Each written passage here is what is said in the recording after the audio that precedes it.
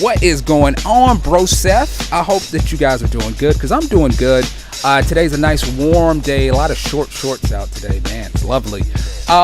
Today I want you guys, and first before I get started, watch this gameplay. I put it up because I thought you guys would get a kick out of it. In the middle, when the swarm comes, I want you to check out these two guys. I'm not going to tell you what happens, just check it out. Also, make sure that you like and comment down there, guys. Please, definitely want to hear from you. Also, you can hit me up on the Twitter as well. So I am on IGN, and that's one of the sites that I visit pretty frequent on my phone. And I'm looking at Reggie, who's the representative for Nintendo in the US, and he's saying that PlayStation and Xbox, their lineups aren't that great, you know, come to Nintendo, blah blah blah blah blah. But Nintendo is the Walking Dead right now, basically. They are at a standing 8 count. They're not in danger of going bankrupt because their handheld side is doing so well, it's keeping them afloat, but they are in trouble. And what I wanted to do today was kind of explain what brought Nintendo to this point.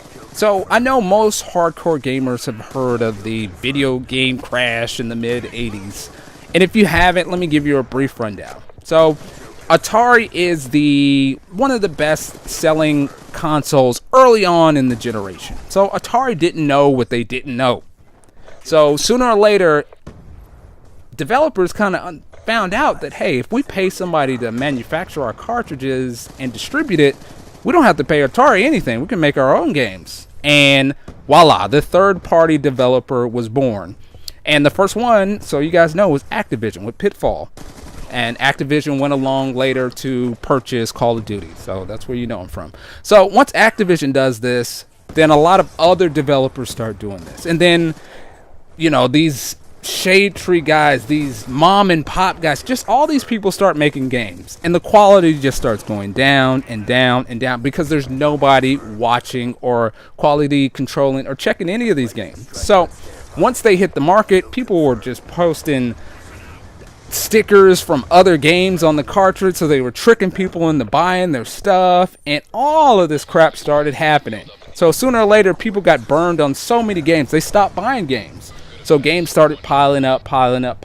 People stopped buying, and the whole market just eventually crashed on Atari and everybody else. So gaming was officially dead for years and years. So along comes Nintendo, which is strong in Japan. The Famicom had been out for a while in Japan, and they decided to bring it to the US. Nintendo gets a huge market. Everybody loves it. So gaming is back alive in the US. Now, the thing about Nintendo is they put in really strict quality control measures. So before you could release a game, they had to okay it. The other thing that they did is they locked their consoles. So not everybody could develop on there. You had to have these special chips. So Nintendo absolutely dominated the market here in the US.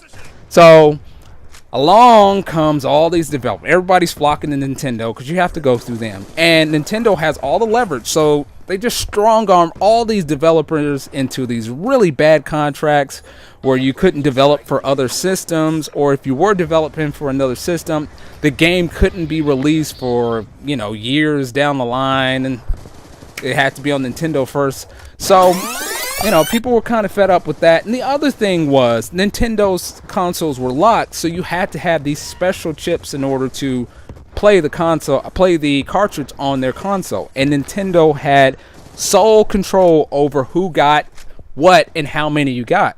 So even if you had a huge hit on your hands, you couldn't sell the numbers that you would have sold because Nintendo would only give you a few, and they would save the rest for their title. So it's really rough guerrilla practices that they did. So Super Nintendo comes along. Again, they're still strong in the market. Later on in the Super Nintendo's life cycle, the CD format becomes pretty popular. And if you guys don't know, manufacturers don't make money off the console. They make money off the software that's sold from the console and accessories.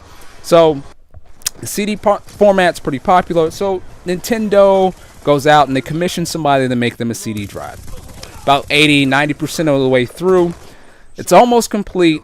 And the manufacturer comes up and he says, look, you guys can control the cartridge format and we'll get the rights to the CD format. And Nintendo absolutely not going to have it happen. So they break it off right towards the end of that. So that developer goes away. So Super Nintendo's still selling strong. Okay, so Nintendo takes their time in making the Nintendo 64. But the developer who made the CD drive for the Super Nintendo decides that they are going to make their own console. So that developer was Sony, and Sony then decides to come out with the Sony PlayStation. Now, the PlayStation used a CD DVD format. Really easy and really cheap to produce. Plus, their contracts were so much more lucrative than Super Nintendo. So once the PlayStation came out, all of these developers just hurried over to the PlayStation. You remember Final Fantasy used to be a Nintendo exclusive, hops over to PlayStation. Resident Evil, Capcom, all these people just fly over to the PlayStation solely because of their rights. So when the Nintendo 64 comes out, if you guys remember back then, Nintendo 64 had no third-party titles. All the really good titles were made by Nintendo. That's the same problem that the GameCube had, same problem that the Wii has, and the same problem that the Wii U has right now. Hey, thanks for watching part 1. Part 2 will be out tomorrow. Goes more into the Wii U, blah, blah, blah. Hey, guys, make sure that you hit the little like button down there. If it's your first time, make sure you hit the subscribe button. Guys, I got a link down there on Twitter. Make sure you hit me up there. And as always, I'd like to say thanks a lot.